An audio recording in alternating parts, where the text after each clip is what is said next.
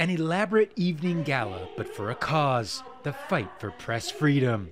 The Committee to Protect Journalists, one of the top organizations that defends the rights of journalists to work without fear of reprisal, honoring several reporters for their courage.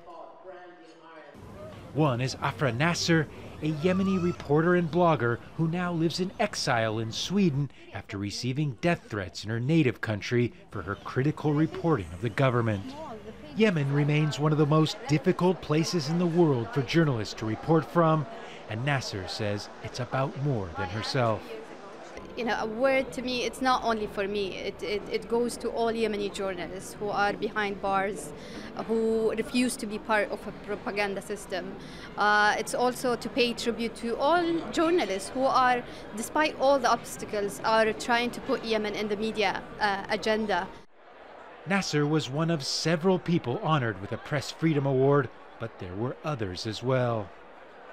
There are also journalists being recognized from Cameroon, Thailand and Mexico, a reminder that threats against journalists exist in all corners of the world, now more than ever. According to the latest data, 34 journalists have been killed while doing their jobs so far this year. And last year, 259 journalists were imprisoned. And today, 55 journalists remain missing. Al Jazeera journalist Mahmoud Hussein was detained in Egypt when he arrived in Cairo on a personal visit to see family. He's been held for over 330 days for what the government has called spreading false news. Al Jazeera categorically denies the charges against him and demands his immediate release. Egypt is one of the saddest stories in the world right now because before the uprising in 2011, there were no journalists in jail, or maybe there was one, from year to year. There were no journalists murdered. Now it is the third leading jailer of journalists.